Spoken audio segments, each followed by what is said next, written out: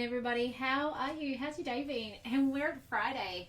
Sorry to those of you who turned up yesterday and noticed I didn't do a video. I was crazy, didn't get home till super late, and so daytime food was over. So anyway, I do today want to show you what I was going to make yesterday, and then I'm going to come back later and I'm actually going to show you what we're having for dinner tonight, because I'm super excited about this brand new quiche tart thing that I'm going to show you later. So I'm going to come back just after this video and show you something else. So let's come to our meal planner. Now let me just show you on Cookie Do, on the weekly planner, how to go back to yesterday, because it always starts on today. By the way, the artichoke tart is what I'm going to make tonight. It looks amazing. I don't know about you, but have you ever tried the baked artichoke dip? It is amazing. You've got to try it. It is beautiful. If you've not done it, give it a go. Don't judge it till you've done it, let me tell you. I don't think I'd ever had artichoke till I had that dip. So I've got high expectations of this tart, because I reckon it's going to be just as tasty as the dip is, except in like a tart form. Hey Carissa, lovely to have you on. So today, that was what I was supposed to do today, is the crunchy rice crackers and the nut and seed butter. But, you know, it's a bit late. So watch this space tomorrow. I'm going to come back on Saturday, tomorrow, and show you guys those two. I'm loving dip week. It's actually been really great to bring back some of these dips that I haven't done in ages. So it's been really cool. And some of them I've not done at all. I don't think I've done this tahini dip I'm doing today. So let's do this though. But to find yesterday, because my week starts otherwise at Cook Today. To change it so you can see yesterday, come up to the top corner and you'll see there's a little calendar view. We just click on the calendar and now it's going to list them across the page. So now I can see there's today, but if I scroll sideways, there's yesterday. So I've got my, close that, seeded protein crackers and my black tahini and beetroot hummus. So there they are. So let's click on that and we'll just go seeded protein crackers. Now, the 10-year-old has set me up today, so fingers crossed. He's put everything in here. He's been amazing. I have had very crazy busy last 3 days. But excitingly, I've found my glasses. I think that was part of my chaos. Let's get started. Preheat the oven. Some almonds is our first ingredient. So 180 grams of almonds. These are raw with their skins on. Do say hi if you're watching today, and if you know what you're having for dinner, I'd love to know. It's always fantastic to inspire each other. 187, there we go. Next, some linseeds. I have linseeds. Here they are, out of the caravan. I'm digging into my caravan stash. By the way, linseeds come in different colors. Sometimes they're brown, sometimes they're like a yellowy color. They still work the same way. And sometimes they're called flax seeds. Okay, all same. So it doesn't really matter what color. Mine are brown, but you'll find there's like a blacker one and then there's a paler one as well. Okay, chia seeds. Now, if you didn't have linseeds, you can actually boost up your chia seeds to cover it, and vice versa. They work the same way. How cool is that? So 50 grams of chia seeds. Or 62. Oh well, it'll be right. I'm just putting things away as I go. How cool is that you can do that with the Thermomix? On with the lid. My bowl wasn't very dry. Hopefully that doesn't matter. Just noticed. 10 seconds, speed 10. Let's do this. It's going to be nice and fine when we're done.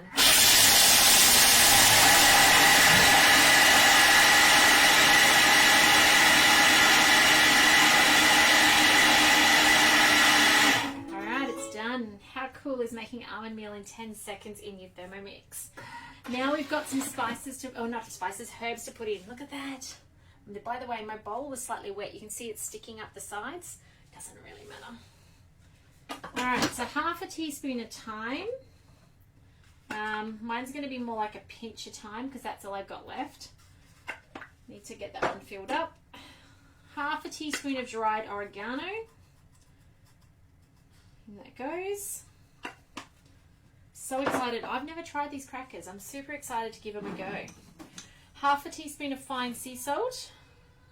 In that goes.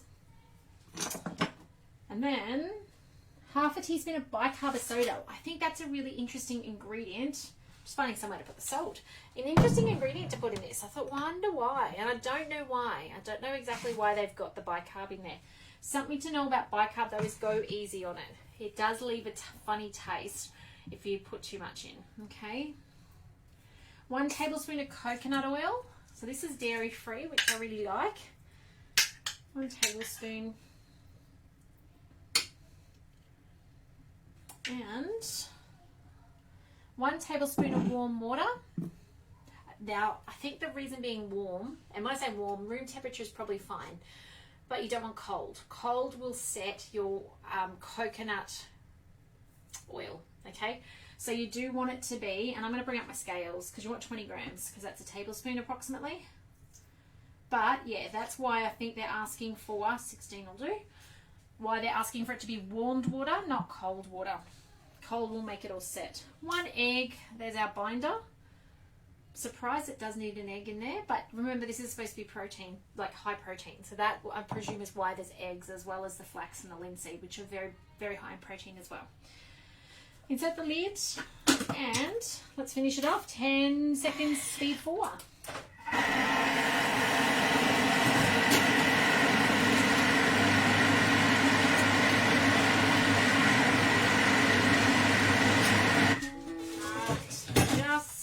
Digging up the back here to get my tray. I've got my new silicone flexi tray. I love this from the mix shop. Hello Chris, lovely to have you on this afternoon. It's got the rigid sides, but the bottom is fully flexi. Can you see my fingers through it? I love it. It's perfect in my caravan because it's lightweight, so I don't have to take my big rose gold ones, which are beautiful, but as you know, they're quite heavy. Okay, tip out and bring together into a ball. Let's just spin you guys around here so you can see my thing there. Oh, no one gave me a spatula. All right. Ooh, look at that. Out it goes. Turn your little dial on the bottom to make it fall out. Let's see if there's any little person outside who can pass me a spatula. What's the chances? Because it needs a spatula. Hey, Micah, Landon, Finley, or Toby.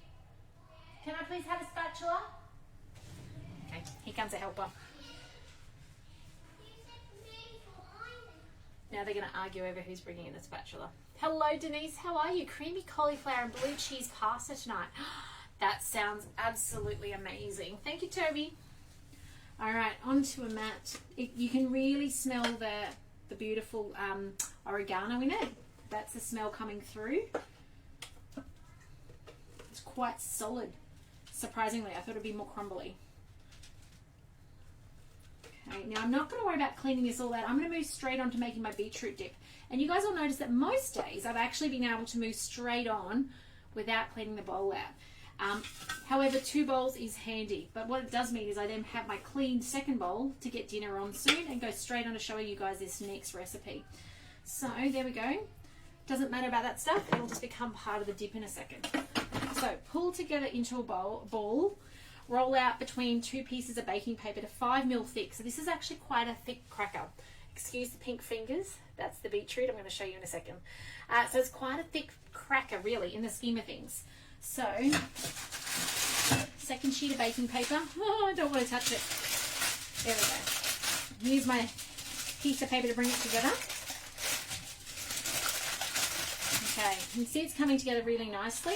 Yeah, I didn't want to touch it. Still have a missing rolling pin, so we won't be rolling with a rolling pin. I will be rolling it with, I used something really cool the other day that worked really well. Here we go, let's go a coconut oil bottle. Why not? Now I'm just pushing it out. Now I'm not going to show you this process of pushing it all the way out. You guys have watched me do that Monday, Tuesday, Wednesday on how to roll out your beautiful doughs into your crackers, and I showed you how to do the edges on it as well. Just remember with this one, it's not supposed to be really, really thin, okay? It's not like a fine cracker, it's thicker. Even if you look at the picture, you'll see. So it says to roll it out. So do go check those last videos to see how you do that. Score into fingers, and then put it place your bottom baking paper sheet with the cracker dough onto a baking tray. So you take the top layer off. Obviously you have to score it anyway, and you're going to bake for 15 to 20 minutes at 180 till cook through, and then leave for 5 minutes, separate into crackers and let it cool completely. So there you go, and you can see their fingers there. Oh, it's a bit hard on that screen, but check it on Cookie Dough. They're a little bit thicker. So I'm going to put this aside out the way somewhere. There's a stool down there, I'll put it there, and let's move straight on to our beetroot dip. This is beautiful. Actually, I've tasted it at a consultant's house, but I've never made it. So it is beautiful to eat, but I've never made it. So let's go back to my week. let's go to, oh, it's still, I remembered my view. Did you see that?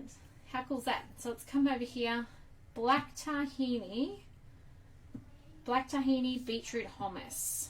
So the trick to this one is you need to pre-roast your beetroots. So you do need to give yourself a bit of time to roast it beforehand. And it says chill. I didn't chill it. Okay, so it does say to roast and then cool, let it cool. Preheat your oven to 190. Line a baking tray with aluminium foil. I just use baking paper. Let me show you what I did. A little parcel with, oh, nearly dropped it, with baking paper. Okay, in my parcel was my cut up beetroot, which I've only done a half batch of, and garlic and cumin and salt and pepper and some oil. So here you go. Here, sprinkle with the 1 teaspoon of cumin, 1/4 teaspoon of salt, 1/4 teaspoon of pepper, and drizzle with some oil. Using your hands, cover it. I didn't use my hands. You guys wouldn't be surprised I stirred it with a spoon. Then wrap up the parcel. Bake for 35 to 40 minutes at a 190 degree oven until beetroot is tender. And now we move on. Set aside to cool. Mine probably, oh, and it says to disregard the skins of the garlic. I use minced garlic. So my garlic was ready to go. I just made sure it coated the beetroot. So there's a little shortcut for you as well. So place the roasted beetroot into here. I love it when there's no washing up, although I'll probably reuse that. If the kids like this, which they do like beetroot, then I'll be remaking this over the weekend. Okay, so in with our beetroot and our garlic. Now it's asking for a can of chickpeas drained, because this is a hummus. In that goes. You can rehydrate your own beans if you like. You'll find a recipe on Cookie Do under one of the Blade Cover slow cooking collections on how to reheat chickpeas. 2 tablespoons of black tahini. I brought in my normal tahini today. I didn't actually bring the other one in from the fridge, so I'll just use this one. That's what I've got in front of me. That's a generous, considering I'm supposed to be doing a half batch, that's a generous 1 tablespoon. It's probably the 2 tablespoons there, but that's okay. 50 grams of lemon juice. Now I've got lime juice because that's what's growing on our trees at the moment. Remember, your TM31 or your TM5 spatula is the perfect juicer. Okay, so we just stick the end of it, even when it's covered in mix, into the fruit and then spin it. So you can just see that under my screen there. It just squishes all the juice out of all the particles, and then with the leftover skin, put it in your dishwasher. Perfect rinse aid. You won't have to buy the rinse aid. Okay, there's 20. Let's put the other half. This is the segment. This bit goes in the dishwasher, upside down. Okay, till probably for about 3 or 4 days, till all the segments are gone out of the inside and your dishes are all sparkling. You put your next bit through. So at any given time, we normally have probably half a dozen centers in there. Doesn't seem to work as well with oranges. Okay, don't try with oranges. It's lemon and limes you want to use for that. Okay. The other thing I see people do is sometimes put some up in their bowl to clean their bowl, the lemon skins, but citric acid, far more efficient at getting your bowl nice and clean. Okay, just excuse me while I grab something for my hands. Okay, lemon juice, which is lime juice today. 1 tablespoon of balsamic vinegar. Oh, sorry, nearly out of that. Just going to guesstimate. I'm going to be Jamie Oliver. Having trouble getting it out of my container. Here we go, that'll do. And some olive oil. I'm sure I saw the olive oil, there it is. And I think we're done. Or maybe some salt and pepper. Nope, that's it. Let's put it on. Lid on, and let's blitz this up. So this is going to be done in 20 seconds. Speed 7. We spin that up.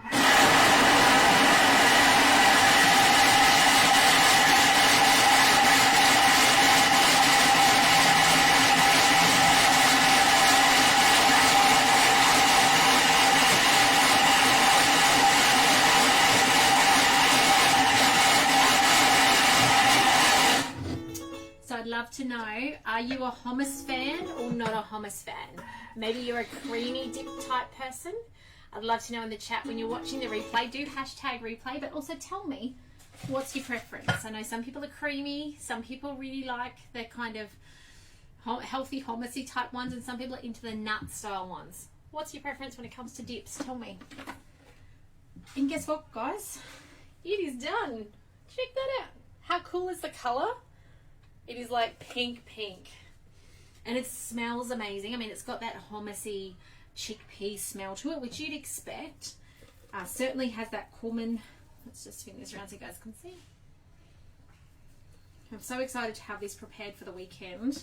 My kids are little hoovers at the moment. They're loving their food. So it's fantastic. They'll completely finish this by lunchtime tomorrow.